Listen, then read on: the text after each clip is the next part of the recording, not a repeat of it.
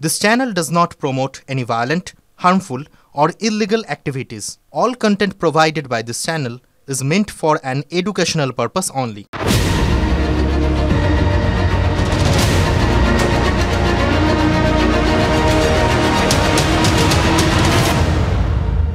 Three इडियट्सेर এই line দুটো কিন্তু দুর্দান্ত। কনফিউশন ही कन्फ्यूशन है, সলিউশন का पता नहीं। অর্থাৎ চারপাশে শুধু বিভ্রান্তি বিভ্রান্তি, কিন্তু সমাধানের রাস্তা আছে কি নেই সেটাই বোঝা যাচ্ছে না। ইনফ্যাক্ট সত্যি কথা বলতে কি, সমাধানটা আছে কি নেই এই মুহূর্তে সেটা বলতে পারবে বিজেপি বলতে পারবে অল ইজ ওয়েল নাকি অল ইজ নট ওয়েল। কারণ আপাতত তাদের দেখে তো প্রচণ্ড কনফিউজড মনে হচ্ছে তারা বিভ্রান্ত। কখন লোকে বিভ্রান্ত হয়? যখন এটা সেই গোপাল ভাঁড়ের কথার থেকে ধরলে, সে বলেছিল না এক ভদ্রলোক সারাদিন ধরে খুঁজে গরু হারিয়ে গেছিলো আর কি। তো মানে প্রচুর খোঁজ করে বাড়িতে এসে যখন তার স্ত্রীকে ডেকে বলছে মা একটু জল খাওয়া হতো, তাতে তার স্ত্রী খেপে বলছে কাকে কি বলছো, কোনো খেয়াল নেই। তখন গোপাল বলেছিল গরু হারালে এমনি হয় মা, ইস্যু হারালেও বোধহয় এরকমই হয়, বিভ্রান্তি। কেন বলছি বলবো আজকে। দেখুন, আজ দুর্গাপুরে নরেন্দ্র মোদী এসেছিলেন, আপনারা জানেন, সেটা দেখে ফেলেছেন সারাদিন ধরে। সকাল থেকে প্রচারের জন্য লিফলেট বিলি হচ্ছিল। দুর্গাপুর পশ্চিমের বিজেপি বিধায়ক লক্ষণচন্দ্র ঘরুইয়ের নামে একটা লিফলেট ছাপানো হয়েছিল, আর সেই লিফলেটের একেবারে ওপরে লেখা ছিল ভারত মাতার জয়, তারপর জয় মা দুর্গা, জয় মা কালী। এখানেই কনফিউশন নাম্বার 1। ভারত মাতা আছেন, ঠিক আছে, দয়ে হর্ষৌ না দীর্ঘ দিয়ে দুর্গা আছেন, ঠিক আছে, বোঝা গেল। মা কালীও আছেন, কিন্তু লক্ষণের দাদা শ্রী রামচন্দ্র নেই। কেন নেই? এই প্রশ্নের উত্তর খুঁজতে গিয়েই কেন জানি না মনে হচ্ছে যে বাংলার বিজেপি নেতৃত্ব কি সত্যিই এমন কোনো বিভ্রান্তিতে পড়েছেন, কোনো কনফিউশনে পড়েছেন যার সলিউশন, সমাধান খুঁজে পাচ্ছেন না। এমনিতে ওই বললাম ইস্যু হারিয়ে গেলে এমনি হয় মা, তো এটাও সেরকম। হিন্দুত্ব বিজেপির জন্মগত অধিকার, তো সেই হিন্দুত্বটাই কি কোথাও গিয়ে বেহাত হয়ে গেছে? মানে নিজেদের সব থেকে বড় অস্ত্রটা সেটা কি কেউ নিজের করে নিয়েছেন? তাই জন্য কি এরকম অবস্থা খুঁজে বেড়াচ্ছে? মাথায় রাখুন ব্যাপারটা, পড়তে পড়তে এটা আপনাদের কাছে পরিষ্কার হবে। দেখুন, এমনিতে রামচন্দ্রের সাথে বিজেপির সম্পর্কটা ওই কৃত্তিবাস ওঝা বর্ণিত রামচন্দ্র আর সীতার সম্পর্কের মতো। রাবণ সীতাকে অপহরণ করে নিয়ে যাওয়ার পর রামচন্দ্র তো ব্যাকুল হয়ে সেই লক্ষণকে বলেছিলেন না, সীতা জ্ঞান, সীতা ধ্যান, সীতা চিন্তামণি, সীতা বিনা আমি যেন মণিহারা ফণি। রামচন্দ্র যেরকম সীতাকে ছাড়া নিজেকে মণিহারা ফণির সঙ্গে তুলনা করেছিলেন, তেমনি বিজেপির প্রচার লিফলেটে রামচন্দ্রকে না দেখে আমাদেরও কেন যেন বিজেপিকে কেমন যেন ওই মণিহারা ফণির মতো মনে হচ্ছে, জানেন তো? মনে হচ্ছে কী নেই কেউ যেন ন্যাড়া ন্যাড়া লাগছে। আর সেই অনুভূতিটা আরও বেড়ে গেছে দুর্গাপুরের জনসভায় নরেন্দ্র মোদীর বক্তৃতা শোনার পর। বড়রা আমার প্রণাম নেবেন, ছোটরা ভালোবাসা। জয় মা কালী, জয় মা দুর্গা। মানে প্রধানমন্ত্রীর সম্বোধনেও মা দুর্গা আছেন, মা কালী আছেন, কিন্তু রাম নেই। তার মানে যেটা হচ্ছে সেটা যথেষ্ট ভাবনা চিন্তার ফসল। অনেক চিন্তা ভাবনা করে এই লাইনটা নেওয়া হয়েছে। মানে যে মাটিতে যে গাছ ধরবে বিজেপি এবার অন্তত সেই গাছের চারাই বসাবে বলে ঠিক করেছে। এই বাংলার মাটি যে রামের থেকেও কালী বা দুর্গার জন্য বেশি অনুকূল, সেটা মনে হচ্ছে বিজেপি ঠেকে এবং দেখে শিখেছে। রামের নামে আজ থেকে তো নয়, বহুদিন ধরেই তো ওই বাংলা বিজয়ের স্বপ্ন দেখেছেন বিজেপির নেতারা। তাদের মনে হচ্ছিল এটাই মেড ইজি, গোটা ভারতে যেটা কাজ করে বাংলাতে কেন করবে না, বাংলা তো ভারতেরই একটা অংশ। সুতরাং ওই চেনা ফর্মুলায় বাংলা বিজয় করবে ভেবেছিলেন, কিন্তু সেই স্বপ্ন তো ধাক্কা খেয়েছে। অবশ্য ধাক্কা কিন্তু রাম নামে প্রথম না। অযোধ্যায় রাম মন্দির তৈরির ডাক দিয়ে লালকৃষ্ণ আদবানি রথযাত্রায় বেরিয়েছিলেন, মনে আছে আপনাদের? কিন্তু রাজমহল পাহাড়ের এদিকে আসতে পারেননি লালু প্রসাদ যাদব। তিনি বিহারের সমস্তিপুরের পর সেই রথের চাকাই আর গড়াতে দেননি।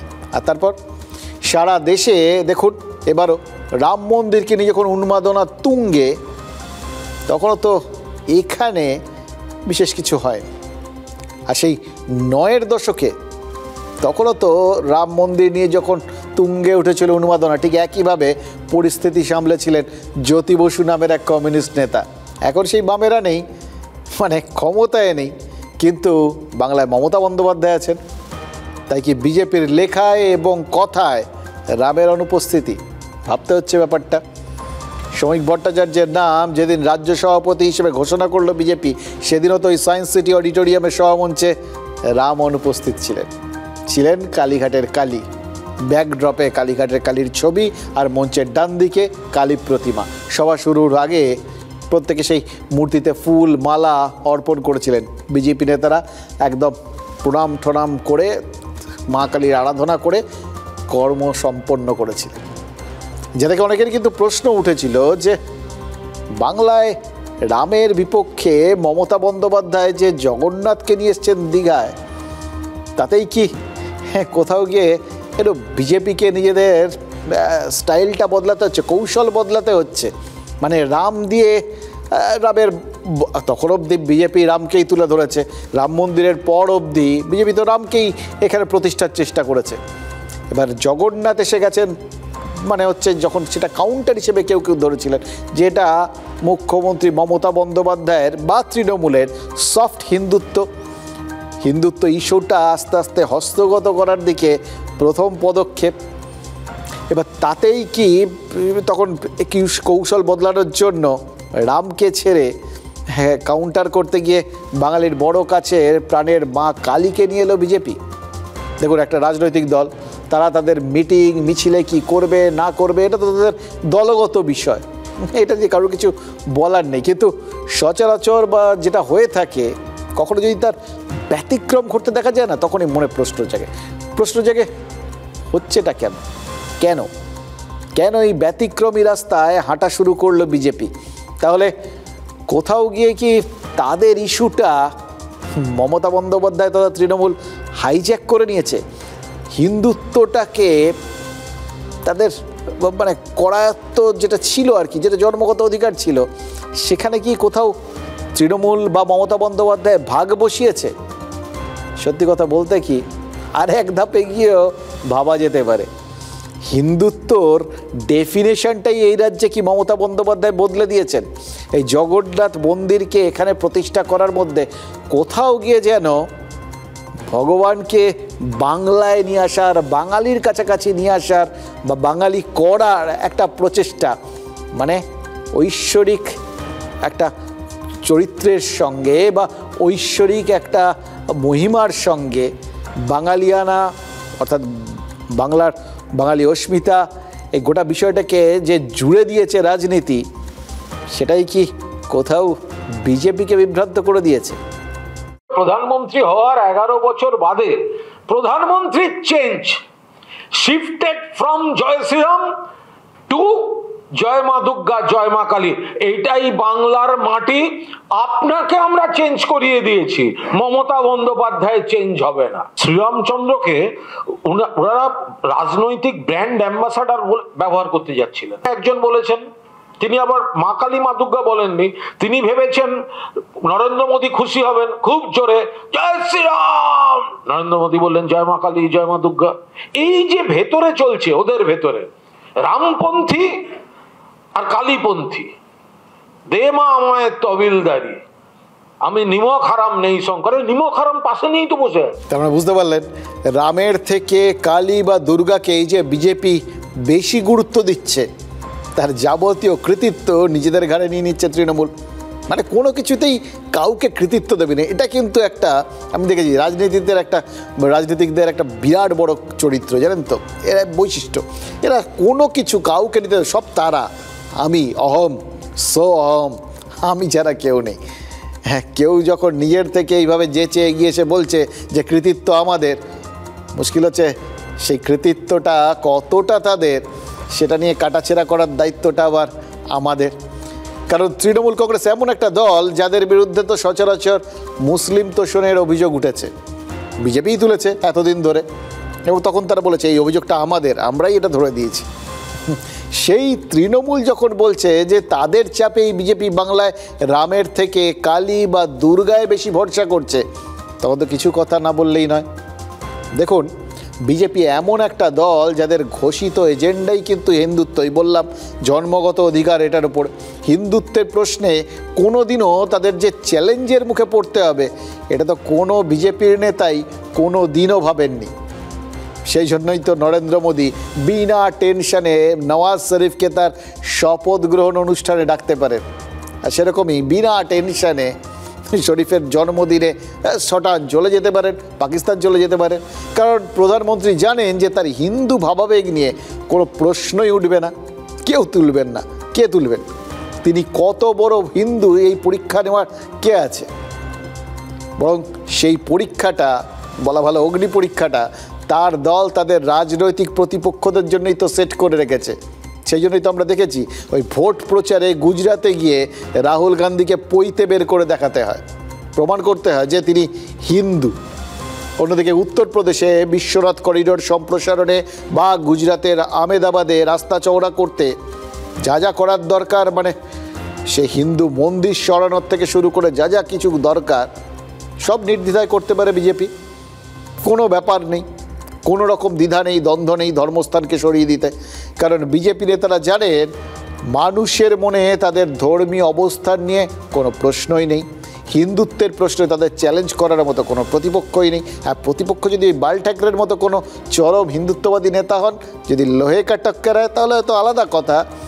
কিন্তু কোনো দল যাদের বিরুদ্ধে সচরাচর লাগাতার সংখ্যালঘুদের তোষামত করার অভিযোগ উঠছে, যারা ওই দেশের স্বার্থ জলাঞ্জলি দিয়ে বাংলাদেশি বা রোহিঙ্গা মুসলিমদের বাংলার মাটি, বাংলার জল, বাংলার বায়ু, বাংলার ফল, মানে বাংলার যাবতীয় যা কিছু তাতে ভাগ বসাতে দিচ্ছে বলে অভিযোগ উঠছে, বিজেপি তুলছে, অন্যরাও তুলছে বিরোধীরা। তো তেমন একটা দল যে তাদের হিন্দুত্বের প্রশ্নে চ্যালেঞ্জ ছুড়ে দিতে পারে, এটা সম্ভবত কোনো বিজেপির নেতা কোশ্চিনকালেও ভাবতে পারেননি। কিন্তু যা অভাবনীয় ছিল সেটা এমন একটা সময় ঘটেছে, ওই বললাম হিন্দুত্বটা হাইজ্যাক করা শুধু না, তার বদলে হিন্দুত্বর ডেফিনেশনটাই বদলে দিয়েছে তৃণমূল তথা মমতা বন্দ্যোপাধ্যায়।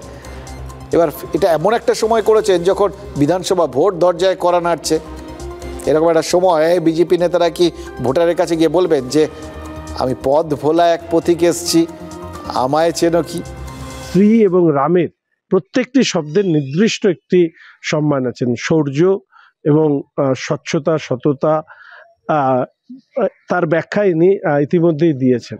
এবং সেই জায়গায় দাঁড়িয়ে শ্রীরামকে সাথে রেখেই যদি কালী এবং দুর্গার স্মরণ আমরা করে থাকি বাঙালির পশ্চিমবঙ্গের মাটিতে, তাতে তো কোনো অসুবিধা নেই। পশ্চিমবঙ্গের মানুষ আমরা, পশ্চিমবঙ্গের বাঙালি আমরা, মা কালী মা দুর্গার নাম হবে না, তার সাথে সাথে জয় শ্রীরামও হবে।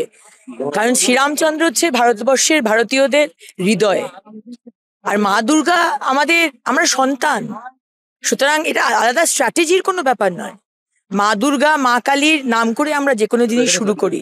মনে আছে সেই আগে যখন চিঠি লেখার চল ছিল, তখন চিঠির ওপর লেখা হতো শ্রী শ্রী দুর্গা সহায়। এই সেদিনও তো বন্ধুদের মধ্যে যদি কোনো বিষয়ে মনে হয়, আমাদের যখন বসে গল্প টল্প করি বন্ধু বান্ধবদের সময়, এখনও হয়তো এক বন্ধু আরেক বন্ধুকে আমরা বলতাম মা কালীর দিব্যি বলছি, বলেননি? বলুন। কিন্তু সেই দুর্গা বা কালী ভক্ত বাঙালির রাজ্যের দিকে দিকে পাড়ায় পাড়ায় রামনবমীর মিছিল বার করাটা, সেটা তো একটা অত্যাশ্চর্য ঘটনা ছিল। এর কৃতিত্ব তো বিজেপির। ওই হাওড়ার রামরাজাতলায় শ্রীরামচন্দ্রের মন্দির রয়েছে, বা রাম মন্দিরে ওই বড়বাজারের ওখানে, সেখানে রাম মন্দির আছে, এটা আমরা জানি, বাঙালি জানে। কিন্তু বাংলায় যে এত রাম ভক্ত আছেন সেটা তো বাঙালি হালে বুঝেছে, জেনেছে। সেই রামচন্দ্রের নামে স্লোগান দেওয়া নিয়ে যে ধুন্ধু মার বেঁধে যেতে পারে, মানে আমরা এতদিন কি জানতাম? রামের নাম নিয়ে ওই রাবণের লঙ্কায় গিয়ে ধুন্ধুমার বাঁধিয়ে দিয়েছিল তার সেনারা, সুগ্রীব এবং হনুমান সহ সবাই যারা যারা ছিল আর কি। কিন্তু এখানে সেটা নিয়ে যে এরমভাবে তার নামে ধুন্ধুমার বেঁধে যাবে জানতেন আপনি? রামের নামে মিছিল করতে গেলে যে হাইকোর্ট থেকে অনুমতির দরকার হতে পারে সেটাও জানতেন? এই সবই তো বিজেপি বাংলার বাঙালিকে বুঝিয়েছে। এই কৃতিত্ব তাদের কাছ থেকে কেউ কাটতে পারবেন না। বিজেপির নেতারা তো বলেইছেন যে তৃণমূলের তরফ থেকে রামনবমীর মিছিলে বাধা দেওয়া হয়েছে বলেই তাদের আদালতে যেতে হয়েছে, অর্থাৎ রামের বিরোধী তৃণমূল। এবং সেটাকে তারা আরও বেশি জোরালো করে মানুষকে বিশ্বাস করাতে চেষ্টা করেছে এই বলে, এবং যেটা মানুষজন দেখেওছেন, তার ফলে তাদের ওখানে বোঝাতে চেষ্টা করাটা অনেক সহজ ছিল যে শ্রীরামের নামে মুখ্যমন্ত্রী স্লোগান শুনেই বিরক্ত হয়ে গেছেন, তার মানে তিনি শ্রীরাম বিরোধী। এগুলো কিন্তু তখন খবরও হয়েছে। কিন্তু এগুলো তো সবই রাজনৈতিক ব্যাখ্যা। ঠিক যেরকম তৃণমূলের ব্যাখ্যা বিজেপি অবাঙালিদের দল, বাংলার বাইরের অন্য রাজ্যের সভ্যতা এবং সংস্কৃতির সাথে বিজেপি যতটা সরগড়, বাংলার জলবায়ুর সাথে ততটা নয়। তাই জন্য তারা তাদের বহিরাগত বলে দেখে দিতে পেরেছেন অতীতে। কিন্তু ঠেকে শেখাটা, যারা ঠেকে শেখে তারা কিন্তু টেকে, এটাও ঘটনা। সম্ভবত সেই ভাবনার থেকেই বিজেপি বাধ্য হচ্ছে এই বাংলার আর বাঙালির মতো করে নিজেদের পাল্টে ফেলতে। এবার এই পরিবর্তন সেটা কেন ঘটলো, কীভাবে ঘটলো? ওই বললাম, বিজেপি যে মাঠে খেলতে অভ্যস্ত, তৃণমূল কংগ্রেস নেত্রী কি সেই মাঠটাকেই নিজের করে নিয়েছেন। আর সেই জন্যই বিজেপির মনে হচ্ছে যে মাঠ বদলানো দরকার। হিন্দুত্বর মাঠ ঠিক আছে, কিন্তু সেখানে খেলোয়াড় একটু বদলানো দরকার। হ্যাঁ, একটু অন্য খেলা খেলতে হবে। যদি ফুটবল খেলে থাকেন, ক্রিকেট খেলতে হবে। এইখানটাতেই কোথাও গিয়ে এখানে এই যাবতীয় যে পরিবর্তনগুলো দেখছেন না, সেই পরিবর্তনটা। এবার দেখুন, আপনাদের বলছিলাম যে এইখানে এই জগন্নাথ দেবকে দীঘায় নিয়ে আসার মধ্যে মমতা বন্দ্যোপাধ্যায় কী করেছেন? শুধু কি ওই ওখানে ধর্মস্থান তৈরি করেছেন, হিন্দুত্বকে সফট হিন্দুত্ব হোক বা মাইল্ড হিন্দুত্ব হোক বা স্ট্রং হিন্দুত্ব হোক, যাই হোক সেইগুলো করেছেন। এইগুলো করে হিন্দুত্বকে দখল করে নিয়েছেন। শুধু কি এটা? এই ভাবনাটা অনেকটাই গোদা বাংলা যাকে বলে সেরকম আর কি, মোটা দাগের ব্যাপার, অতটা না তো ব্যাপারটা অনেক সূক্ষ্ম। ওই বললাম, কোথাও গিয়ে এটার মধ্যে তিনি বাঙালিয়ানাকে জুড়ে দিয়েছেন। আর এই জন্যেই একটা অন্য আকর্ষণ তৈরি হয়েছে এই জগন্নাথ মন্দিরকে কেন্দ্র করে, দীঘার জগন্নাথ মন্দিরকে কেন্দ্র করে। দেখুন, নরমালি 21শে জুলাই তৃণমূলের কর্মী সমর্থক যারা ভিড় জমান কেন আসেন মমতা বন্দ্যোপাধ্যায়ের কাছ থেকে কিছু বার্তা পেতে। ওই মিটিংয়ে মমতা বন্দ্যোপাধ্যায় দিক নির্দেশ করেন, এতদিন ধরে এটাই হয়ে এসছে, সেইটা শুনতেই তো মানুষজন আসেন। কিন্তু এবার দেখলাম অনেকেই আসছেন বা আসবেন দুটো উদ্দেশ্য নিয়ে। এক, ওই দীঘায় গিয়ে জগন্নাথ মন্দির দেখবেন, আর তারপর নিজেদের 21শে জুলাইয়ের মিটিং সেটা অ্যাটেন্ড করবেন।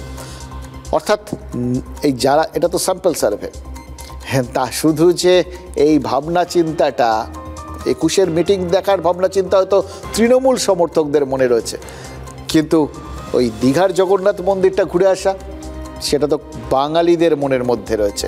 অর্থাৎ বাঙালিদের মনের মধ্যে এই দীঘার জগন্নাথ মন্দিরটাকেও অবস্থান করিয়ে দিয়েছেন মমতা বন্দ্যোপাধ্যায়, স্থাপন করে দিয়েছেন তিনি। এবং এই জায়গাটাই বিজেপিকে ভাবাচ্ছে যে খেলাটা তাহলে ওই একই মাঠে যদি খেলতে হয় অন্য খেলা খেলবেন, সেই চেষ্টাই করছেন তারা। মহিলা তৃণমূল কংগ্রেস, রাজগঞ্জ ব্লক মহিলা তৃণমূল কংগ্রেসের পক্ষ থেকে আগে থেকেই আমরা ঠিক করে রেখেছিলাম যে আগে আমরা জগন্নাথ দর্শনে যাব, জগন্নাথ দর্শন করে 21শে জুলাই করে আমরা একবারে ফিরবো। অনেকে আমরা দীঘা জগন্নাথ মন্দিরের জন্য এসেছি বিশেষ করে, আর দিদিকে একটা আবেগ থেকেই আসা। এরকম আর সুযোগ পাবো না, আমরা বলছি এই সুযোগে আমাদের ঘোরাটা হবে, দেখা হবে, ওই জন্য গ্রামের মানুষ আমরা তো এরকম আর সুযোগ পাবো না। এই যে তৃণমূল কর্মীরা রথ দেখার সঙ্গে সঙ্গে কলা বেচার কাজটাও সেরে ফেলতে চাইছেন, অর্থাৎ মমতা বন্দ্যোপাধ্যায়ের ভাষণ শোনার পাশাপাশি জগন্নাথ দর্শনটাও সেরে ফেলতে চাইছেন। এমন ভাগ্য তো এর আগে বিজেপির একজনেরও হয়েছিল। মনে আছে আপনাদের? দিলীপ ঘোষ দীঘায় ওই জগন্নাথ মন্দির উদ্বোধনের দিন গেছিলেন তিনি। জগন্নাথ, বলরাম, সুভদ্রা দর্শনের পাশাপাশি তিনিও তো মমতা বন্দ্যোপাধ্যায়ের দর্শন পেয়েছিলেন। অথচ সেই সময় যিনি বিজেপির রাজ্য সভাপতি ছিলেন সেই সুকান্ত মজুমদার পরিষ্কার বলে দিয়েছিলেন, দীঘার মন্দির উদ্বোধনে যতই রাজ্য সরকারের তরফে তাদের নেতাদের আমন্ত্রণ করা হোক, তারা দীঘার পথে পা বাড়াবেন না। তার মানে সুকান্ত মজুমদারের নির্দেশ অগ্রাহ্য করেই দীঘায় পা রেখেছিলেন দিলীপ ঘোষ। তারা তো মনে হচ্ছিল যে তাকে বিধির বাঁধনে বাঁধবেন এমন শক্তিমান নেতা এখনো বাংলার বিজেপি দিয়ে তৈরি হয়নি।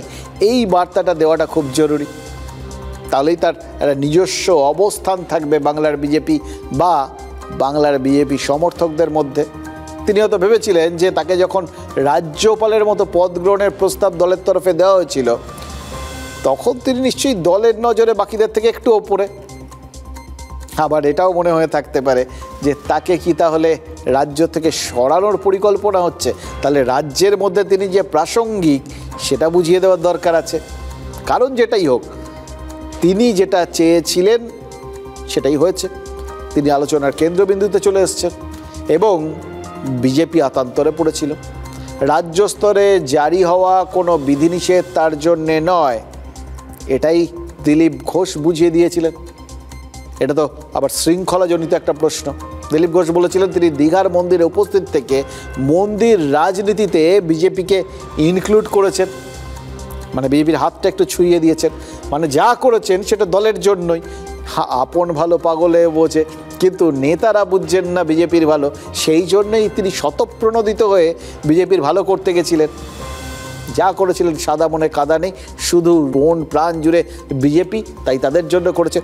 এটাই তো দিলীপ ঘোষের যুক্তি ছিল। কিন্তু আজ যখন দুর্গাপুরে বিজেপির সভামঞ্চের দিকে তাকাচ্ছিলাম, তখন মনে হচ্ছিল যিনি জগন্নাথ মন্দিরের সঙ্গে বিজেপিকে জুড়তে চেয়েছিলেন, তিনি কি ক্রমশ বাংলার বিজেপির থেকে বিচ্ছিন্ন হয়ে যাচ্ছেন। দুর্গাপুরের মঞ্চে আজ সবাই ছিলেন, সুকান্ত মজুমদার থেকে শুভেন্দু অধিকারী, শ্রমিক ভট্টাচার্য থেকে লকেট চট্টোপাধ্যায়, সবাই প্রধানমন্ত্রীকে ঘিরেছিলেন। কেউ নরেন্দ্র মোদীর হাতে তুলে দিলেন দুর্গা মূর্তি, কেউ ফুলের স্তবক, কেউ বিষ্ণুপুরের কালো ঘোড়া। শুধু যাকে একটা সময় বিজেপির কালো ঘোড়া বলে মনে করা হচ্ছিল, সে দিলীপ ঘোষ ছিলেন না। তিনি ছিলেন না কারণ তিনি বাংলাতেই ছিলেন না কারণ দিলীপ ঘোষের বক্তব্য অনুযায়ী দলের তরফেই তাকে আমন্ত্রণ জানানো হয়নি, অথবা দিলীপ ঘোষের কথা অনুযায়ী তাকে এখানে যেরকম আমন্ত্রণ করা হয়নি, কিন্তু দিল্লিতে আমন্ত্রণ করা হচ্ছিল। বিজেপির সর্বভারতীয় সভাপতি তাকে ডেকে পাঠিয়েছিলেন, জেপি নাড্ডা। সেই জন্যেই তিনি দুর্গাপুরের বদলে দিল্লিতে ছিলেন। ভেবে দেখুন, সবই দয় দীঘা, দয় দিল্লি, দয় দুর্গাপুর, কিন্তু কত ফারাক। এটাই সব থেকে বড় মজা, জানেন তো রাজনীতির। আচ্ছা, একটা কথা বলুন তো, দিলীপেও তো আবার আছে, এটা ভুলে গেছিলাম। কিন্তু দিলীপ ঘোষকে এখন কি আড়ালে নন্দ ঘোষ বলে ডাকছেন রাজ্য বিজেপির একাংশ? আজকে তিনি দিল্লিতে বিজেপি সভাপতি জেপি নাড্ডা তার সঙ্গে দুপুরে দেখা করবেন বলে বলেছিলেন। দিলীপ ঘোষ রওনা হয়েছিলেন, পৌঁছে গেছিলেন যথাসময়, কিন্তু গিয়ে দেখেন যে জেপি নাড্ডা ব্যস্ত। তাকে আরও 2-3 ঘন্টা, সোয়া দু ঘন্টা পরে আসতে বলা হয়। তো প্রথমবার যখন গিয়ে দেখাটা পেলেন না, তখন মনে হচ্ছিল আগের বারও তো তিনি গেছিলেন, বরং তো সেরকম কোনো নেতার সাথে দেখা হয়নি। এবারও কি সেই একই জিনিস হচ্ছে?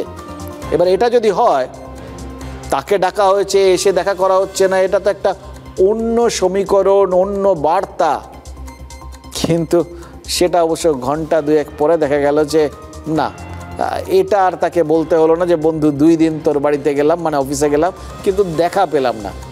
দ্বিতীয়বারের চেষ্টায় খড়গপুরের প্রাক্তন সাংসদ সফল হয়েছে। জেপি নাড্ডার বাড়িতে গিয়ে তার দেখা পেয়েছেন, প্রায় 50 মিনিট বৈঠকও হয়েছে। বৈঠকে কি হয়েছে? দিলীপ ঘোষকে কি বিজেপি জুড়ে নিল নাকি ছেড়ে দিল? আজ জেপি নাড্ডার বাড়ির থেকে বেরোনোর সময় একটাও কথা বলেনি দিলীপ ঘোষ। রিপোর্টাররা প্রশ্ন করতে গেছিলেন, গাড়ির কাজ নামাননি। দেখুন, যে মানুষটা সবসময় অ্যাভেলেবেল, সবসময় কথা বলেন, যে কোনো ব্যাপারে যার প্রতিক্রিয়া দিতে কোনো রকম কার্পণ্য নেই, এরকম উদার মনে একজন মানুষ এরকম চুপ মেরে গেলেন কেন? তাহলে কি বিজেপির সর্বভারতীয় সভাপতি কোনোভাবে দিলীপ ঘোষকে সতর্ক করেছেন? কোনো বিষয়ে কড়া বার্তা পেয়েছেন নাকি দিলীপ ঘোষ? নাকি তাকে বলা হয়েছে যে রাজনীতিতে প্রাসঙ্গিক থাকতে হলে রাজনীতিটা বিজেপির হয়েই করতে হবে এবং আপাতত মুখে আঙুল দিতে হবে? মানে সোজা কথায় ধমক খেয়েছেন নাকি তিনি? এতগুলো প্রশ্ন, ভাবুন তো, এতগুলো প্রশ্নের উত্তর আপাতত পরিষ্কার নয়, ফলে যথারীতি ফের কনফিউশন। আর এই কনফিউশন মানেই সবাই ওই সলিউশন হাতড়াতে থাকবে। হচ্ছে তাই, রাজনীতি তো। তৃণমূল কংগ্রেস বলতে শুরু করেছে শুধু হিন্দুত্ব নয়, দিলীপ ঘোষকে নিয়েও নাকি বিজেপি কনফিউজড।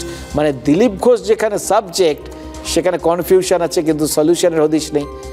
আরও একটা বিষয় তো পরিষ্কার, দিলীপ ঘোষ আছেন বিজেপির কর্মসূচিতে না থাকলেও আলোচনায় আছেন, কিন্তু তিনি আদতে কোথায় আছেন সেটা নিয়ে কিন্তু আবার সেই কনফিউশন আছে। বিজেপির মধ্যে যে সবকিছু নর্মাল নেই, যে প্রধানমন্ত্রীকে একবার ডেকে এনে প্রধানমন্ত্রী 4টি বাংলা সম্পর্কে কুৎসা করে গেলেন, তার মানেই বিজেপি না। বিজেপির ভেতরটা দিলীপ ঘোষকে দিয়ে এটা বোঝা গেল বিজেপির ভেতরটার একটা ফুটি ফাটা অবস্থা, চূড়ান্ত গোষ্ঠীদ্বন্দ্ব, গোষ্ঠীবাজি, এগুলো এখন চলবে ওদের। মানে দিলীপ ঘোষ তিনি দিল্লিতে না গিয়ে যদি দুর্গাপুরে যেতেন তাহলে কোনো রকম আবার আরেক রকম বিভ্রান্তির সৃষ্টি হতে পারতো, সেই জন্যই কি তাকে দিল্লিতে ডেকে নেওয়া হয়েছে? এরকম একটা আবহাওয়া বা প্রশ্ন বা সম্ভাবনা ভাসিয়ে দিত রাজ্য রাজনীতিতে, কিন্তু মানে লোকের আগ্রহ কম নেই, এটাও বুঝতে পারছি। মুদ্রা কথা, এটা সম্ভবত প্রধানমন্ত্রীও বুঝতে পেরেছেন যে বঙ্গ বিজেপিতে আর যাই থাক রঙ্গের কোনো অভাব নেই। সম্ভবত তাই নিজের মঞ্চ তৈরির দায়িত্বটা রাজ্যের নেতাদের হাতে ছাড়েননি প্রধানমন্ত্রী। আনুষঙ্গিক কাজকর্মগুলো বাংলার বিজেপি নেতারা করেছেন, কিন্তু সুর বাঁধার দায়িত্বটা মোদিজি কাউকে ছাড়েননি। অতীতে ওস্তাদি জলসার আগে বড় বড় গায়করা দেখতেন না সুর বাঁধতেন, যোগ্য শিষ্য থাকলে সুরটা গুরুর জন্য তিনি বেঁধে দিতেন, আর শিষ্যের ওপর ভরসা না থাকলে গায়ক নিজেই সুর বাঁধতেন।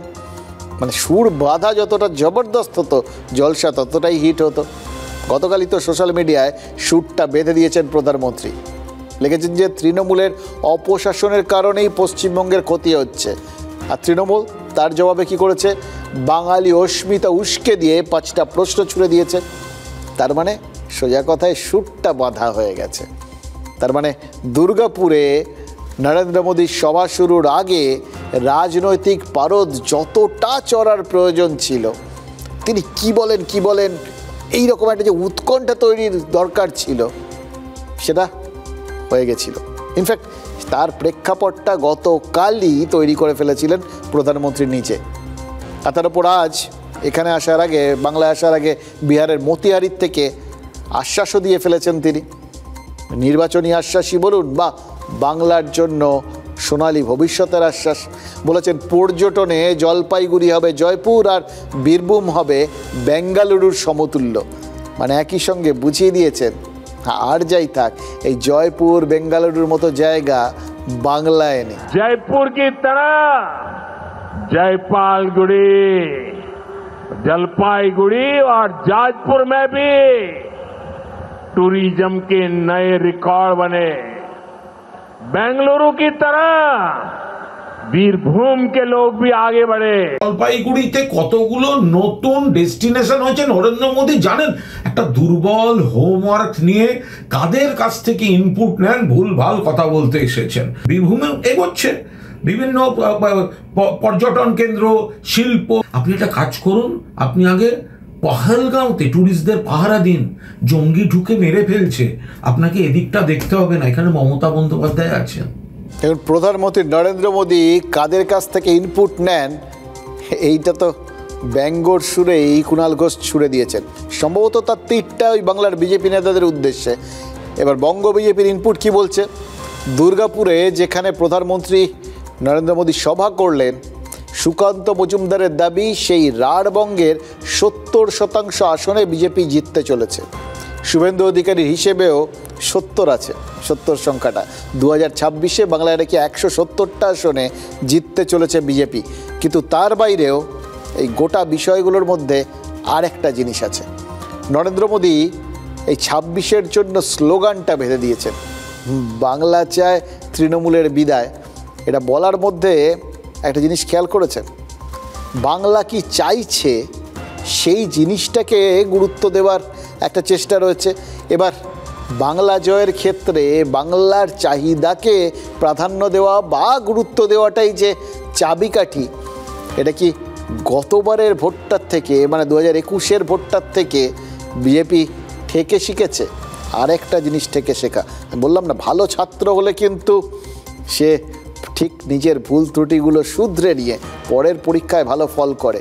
এবার মনে হচ্ছে মানে বিজেপির এখন পর্যন্ত যে অ্যাপ্রোচ, তাতে কিন্তু এই তাদের এই মানে ভালো ছাত্র সুলভ মনোভাবটা স্পষ্ট। বাংলা নিজের মেয়েকেই চায়। গতবার তৃণমূল তো এই বক্তব্যটা তুলে ধরেছিল, এই স্লোগানটা তুলে ধরেছিল।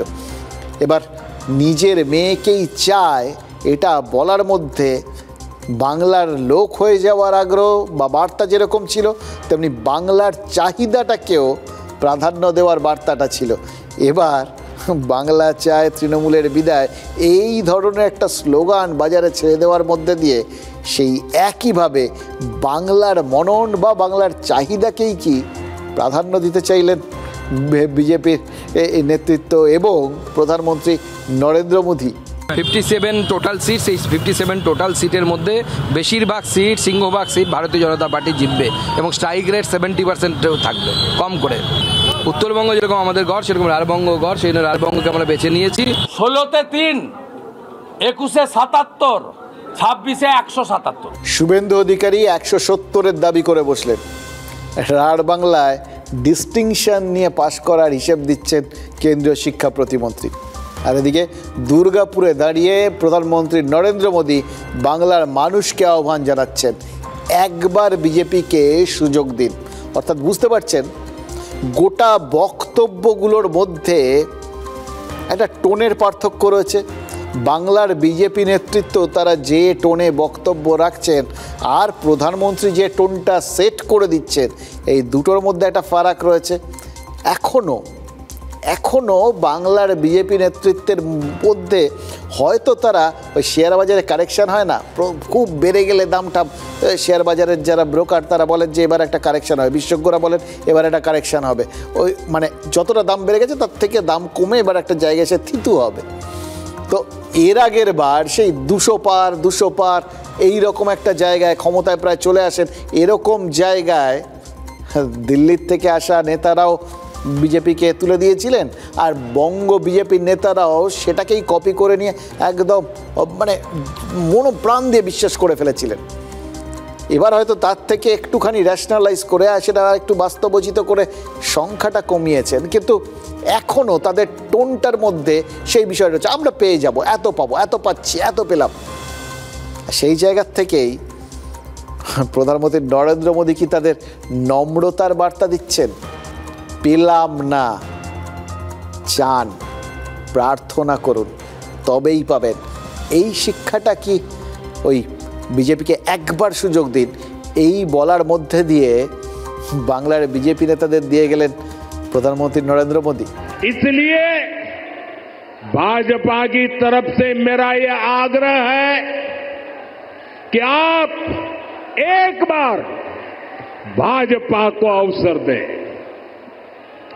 एक ऐसी सरकार बनाएं जो ईमानदार हो, कामदार हो और दमदार हो। বিকশিত বাংলার মোদির গ্যারান্টি, বিকশিত বাংলা বিজেপির সংকল্প। ঔদ্ধত্য নয়, নম্রতা বাংলার মনন ছোঁয়ার চাবিকাঠি। এবার খেয়াল করে দেখুন, প্রধানমন্ত্রী বিকশিত বাংলা বললেন, বিকশিত উচ্চারণটা ওটা একদম কিন্তু বাংলায় করেছেন, একটু নরম টোনে, কিন্তু হিন্দির ওই বিকশিত ওটা বলেননি।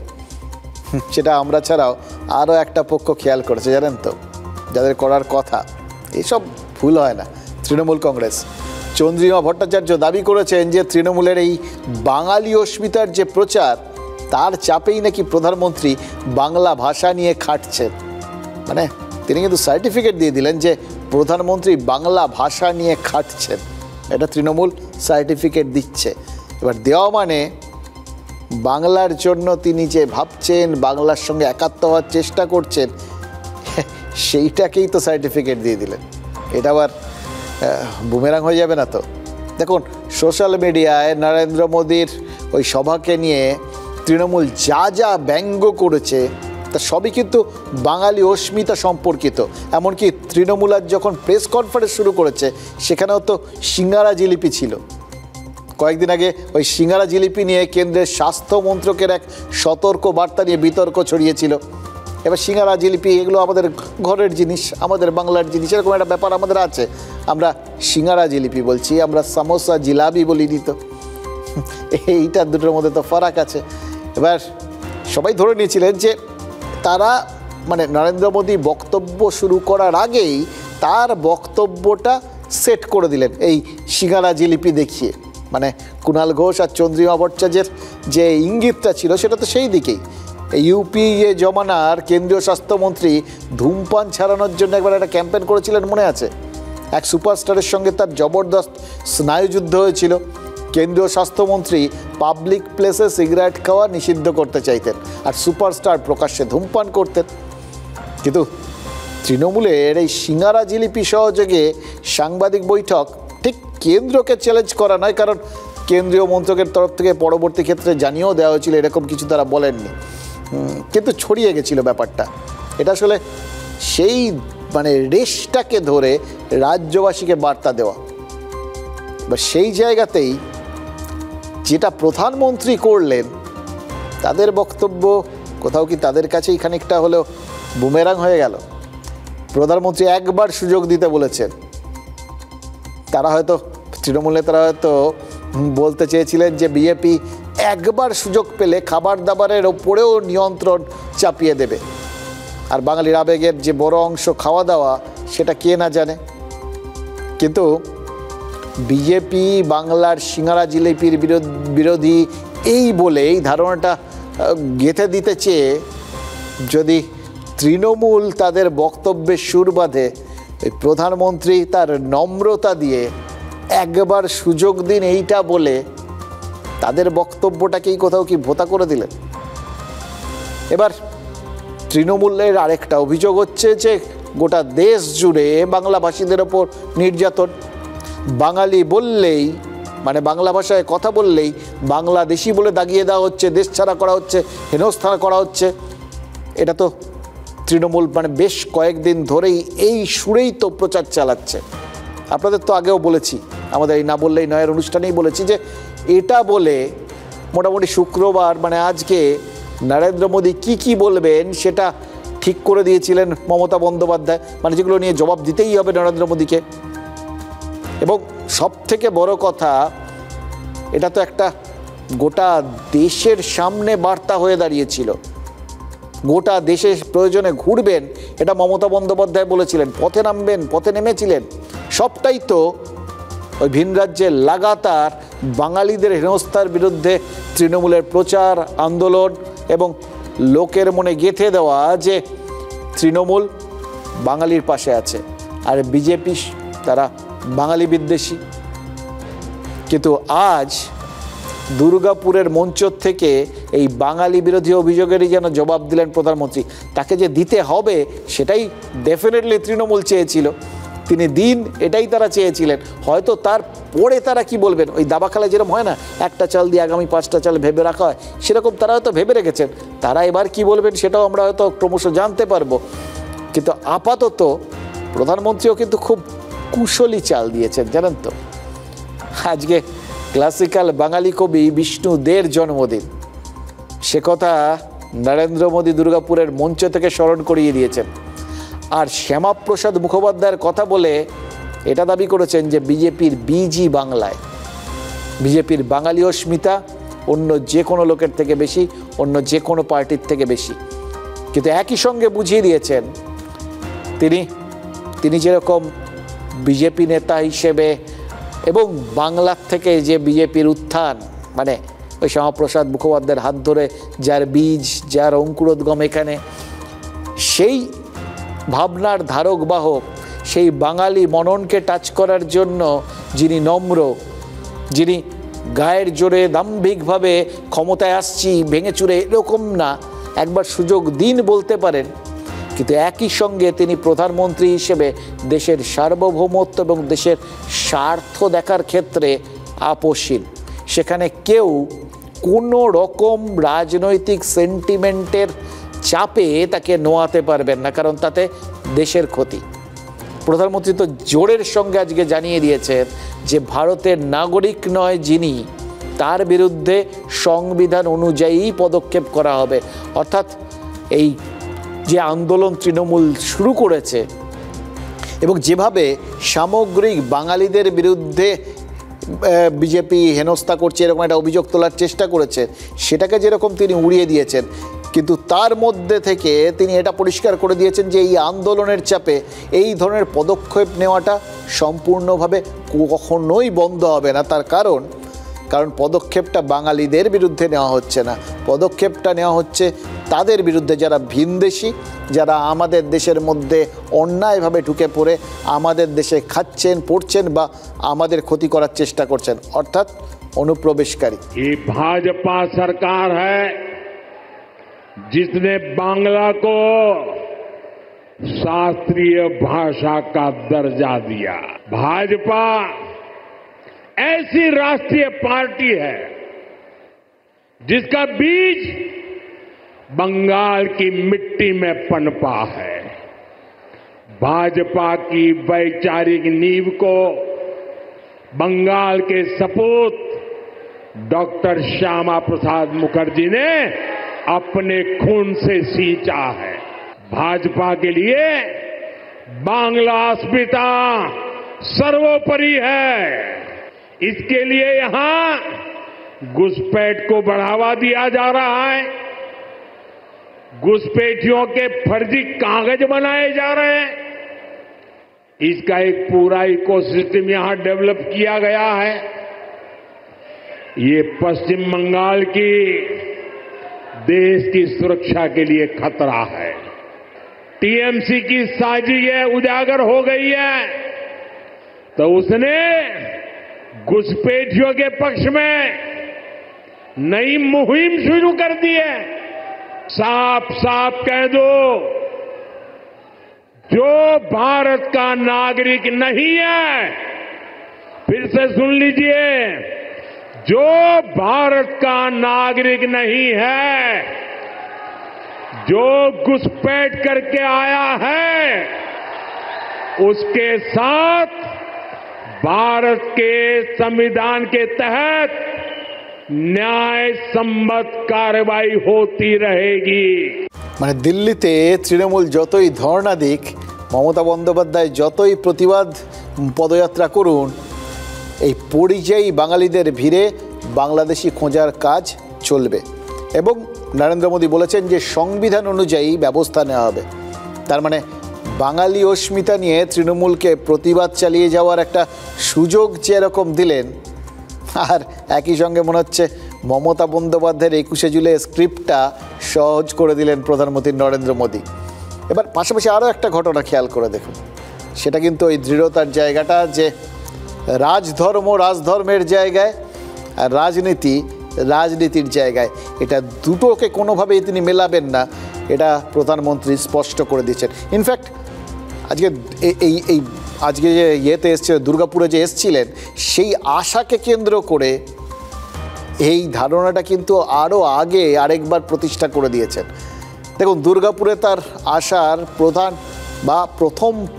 প্রথম অংশটা ছিল একগাদা উন্নয়নমূলক প্রকল্পের উদ্বোধন, সেটা এসছেন দেশের প্রধানমন্ত্রী হিসেবে। এবার এই প্রশাসনিক জায়গায় যখনই তিনি এসছেন, তখন তিনি গোটা দেশের প্রধানমন্ত্রী, এই অঙ্গরাজ্যেরও প্রধানমন্ত্রী, এবং কেন্দ্র এবং রাজ্যের যে সম্পর্ক সেই সম্পর্ককে তিনি পুরো মাত্রায় সম্মান জানিয়েই প্রধানমন্ত্রী এবং তৃণমূল নেতৃত্বকে নিমন্ত্রণ করেছিলেন সেখানে। এইখানটাতেই রাজধর্ম পালনের বার্তা। আবার যেখানটায় গিয়ে রাজনীতির বার্তা, সেখানে তিনি দ্বিধাহীনভাবে রাজনীতির বার্তা দিয়েছেন। এইটাই হচ্ছে আসলে রাজনীতিকদের বিউটি। কোন জায়গাটায় কোন জিনিসটা দিতে হয় সেটা তারা খুব ভালো করে জানেন। ফলে যারা এই বিষয়গুলো সম্পর্কে এতটা সচেতন, তারা যে পরিস্থিতি অনুযায়ী নিজেদের আস্তে আস্তে কৌশল বদলাতে যাবেন, কোনো সময় যে রামের বদলে দুর্গা বা কালীকে বেছে নিতে পারেন, সেটাও কিন্তু বোঝাটা খুব সহজ হয়ে যাচ্ছে। দেখুন, 1.5 দশকের পুরনো সরকার চতুর্থবার ভোটের পরীক্ষায় বসতে চলেছে। লক্ষ্মীর ভাণ্ডারের বরাদ্দ বাড়ানো ছাড়া মমতা বন্দ্যোপাধ্যায়ের সামনে আর কোনো উপায় ছিল না, এটা কিন্তু সবাই বলছিলেন। শুনছিলেন তো যা বলছেন, তারপর তো মনে হচ্ছিল সবই তো নরেন্দ্র মোদী করে দিয়েছেন, তাহলে এবার এরপর আর উনি কী করবেন? এই এখন পর্যন্ত যেটা শিওর শট অস্ত্র, হাতে গরম দাও, এ হাতে দাও, এ হাতে নাও, সেটাই আরেকবার বাড়িয়ে দেবেন। এর আগেরবারও বাড়িয়েছিলেন, এবারও নিশ্চয়ই বাড়াবেন। কিন্তু তাকে একটা বিকল্প সুযোগ নরেন্দ্র মোদী করে দিলেন।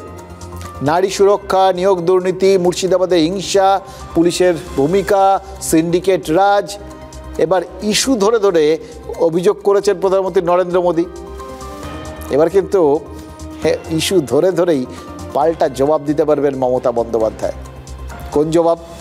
বিজেপি শাসিত কোন রাজ্যে ওই সংক্রান্ত কি ঘটনা ঘটেছে এবং কতটা ঘটনা ঘটেছে, তৃণমূলের রিসার্চ টিম সেই তথ্য সংগ্রহ করে এবার নিশ্চিতভাবেই ফাইল তৈরি করবে। মানে এর অভিযোগ ওর জবাব, ওর অভিযোগ এর জবাব, মানে একেবারে রাজনীতির দেওয়া নেওয়ার ব্যাপার আর কি। কিন্তু মানুষকে নতুন কিছু না দিলে ঘাস ফুলে অভ্যস্ত মানুষ তারা এই প্রতীক ছেড়ে পদ্মের প্রতীকে চাপ দেবে কেন? এটাও প্রধানমন্ত্রী নরেন্দ্র মোদীর মাথায় রয়েছে। সেই জন্যই বাঙালিকে তার একটা ভুলতে বসা অস্মিতা তিনি স্মরণ করিয়ে দিয়েছেন। তৃণমূলের যারা ওই টিম নরেন্দ্র মোদীর হোমওয়ার্ক নিয়ে হাসি ঠাট্টা করছেন, তারাও নিশ্চয়ই এই ব্যাপারটার তারিফ করবেন। দেশের প্রথম শিল্পমন্ত্রী হিসেবে শ্যামাপ্রসাদ মুখার্জির নাম উল্লেখ করেছেন প্রধানমন্ত্রী। দ্বারকানাথ ঠাকুর, বীরেন মুখোপাধ্যায়ের মতো বরেণ্য বাঙালির শিল্পোদ্যোগের কথা এবং সবচেয়ে গুরুত্বপূর্ণ পার্টি গণ্ডি টপকে গিয়ে বিধানচন্দ্র রায় স্তুতি করা।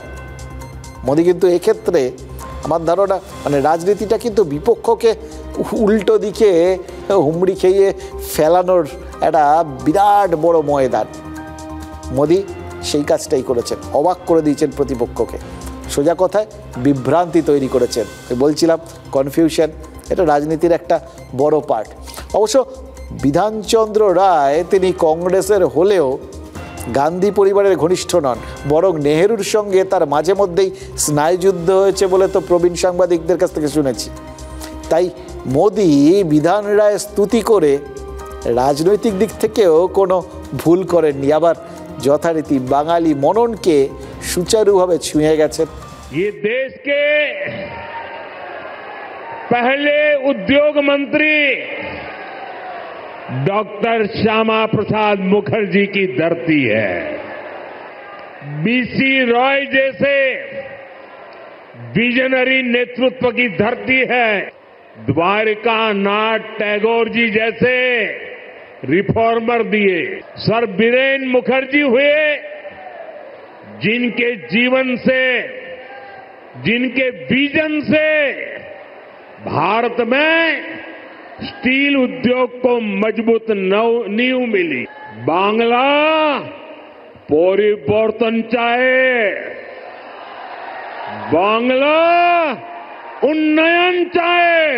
बीजेपी सरकार आने के बाद कुछ ही वर्षों में पश्चिम बंगाल देश के टॉप इंडस्ट्रियल राज्यों में से एक बन सकता है। टीएमसी सरकार बंगाल के विकास के आगे दीवार बनकर खड़ी है। जिस दिन टीएमसी सरकार की दीवार बंगाल में गिरी, उसी दिन से बंगाल विकास की नई तेजी पकड़ लेगा।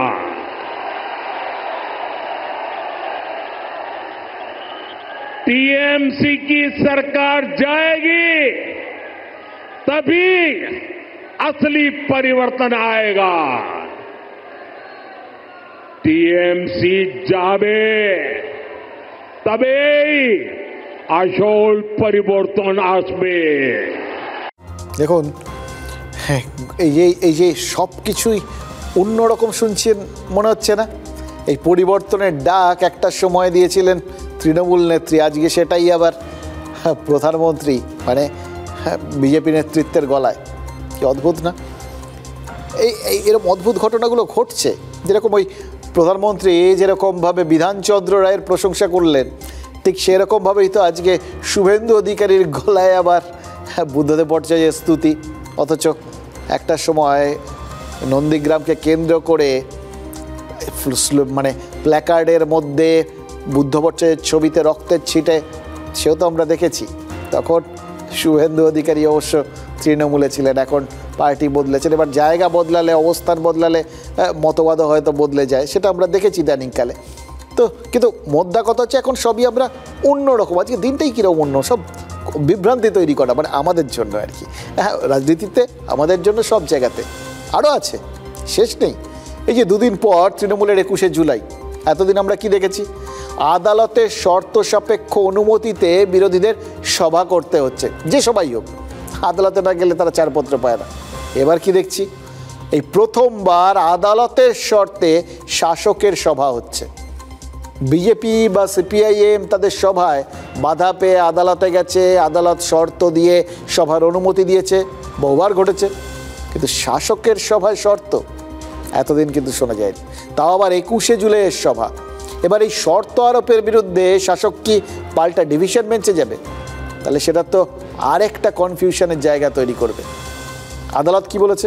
বলেছে সকাল 8টা পর্যন্ত মিছিল করা যাবে, 9টায় মিছিলটা যেখানে থাকবে সেখানেই সেটাকে সেটেল ডাউন করে দিতে হবে, থামিয়ে দিতে হবে।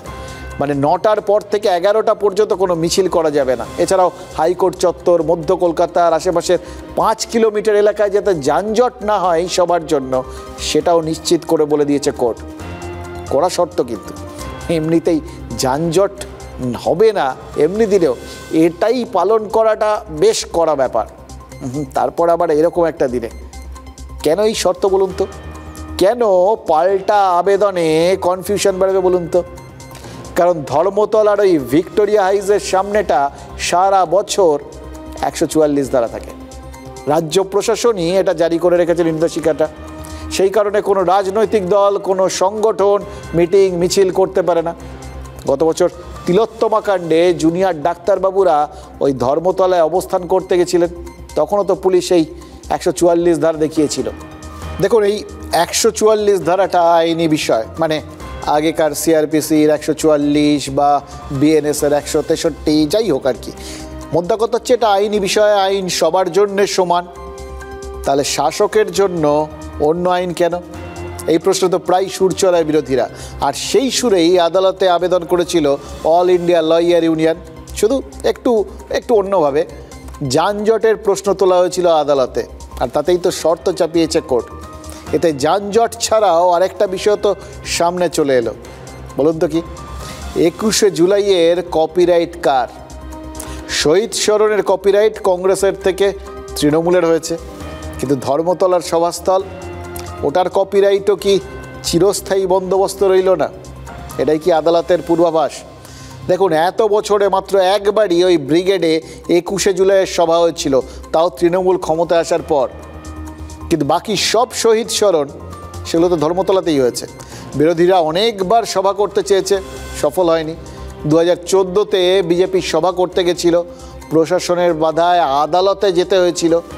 সেবারও শর্ত সাপেক্ষে অনুমতি পেয়ে সভা করেছিল বিজেপি। সিদ্ধার্থনাথ সিং আওয়াজ তুলেছিলেন ভাগ মদন ভাগ, ভাগ মুকুল ভাগ। বছর 4 পর মুকুল রায় তো বিজেপিতে চলে গেছিলেন। এবার রাজনীতির কনফিউশনটা এখানেই, কোনো কিছুই স্ট্যাটিক নয়। আমাদের প্রার্থনা যেটা ছিল তা আদালত গ্রহণ করেছে এবং নির্দেশ দিয়েছে সকাল 8টার মধ্যে যা মিছিল ঢোকার ওই মিটিং স্থলে ঢুকে যেতে হবে, তারপর থেকে কোনো মিটিং মিছিল আর ঢুকবে না, যাতে সমস্ত রকম ট্রাফিক সচল থাকে সকাল 9টা থেকে 11টা পর্যন্ত, তা নিশ্চিত করতে হবে। 21শে জুলাই একটা ঐতিহাসিক দিন, এটা উপলব্ধি করতে হবে জজ সাহেবদের যে সেই দিন রেস্ট্রিকশন হয় না। তৃণমূল মানেই হচ্ছে সাধারণ মানুষকে জোর দিয়ে মিছিলে আনা।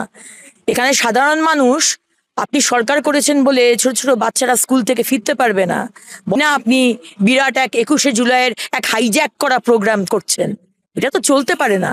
আর তো কয়েকটা মাস। আদালতে তৃণমূলের আইনজীবী বলেছেন পুজোতেও তো লাখো লাখো মানুষ শহরে আসেন, তখনও তো যানজট হয়, তখন তো কারোর অসুবিধা হয় না। তার মানে আবার বিরোধীরা একটা প্রশ্ন তোলার সুযোগ পেয়ে গেলেন, শহীদ স্মরণকে তৃণমূল কি উৎসব ভাবে? দেখুন, রাজনৈতিক দল তাদের কর্মসূচি তাদের ইচ্ছে মতো ভাবতেই পারে, কিন্তু আলটিমেটলি যেটা চারপাশে ছড়িয়ে যায় সেটা ওই কনফিউশন। আর মানুষ হাপিত্তেশ করে বসে থাকে একটা জিনিসের জন্যে, সেটা কনফিউশন না, সলিউশন।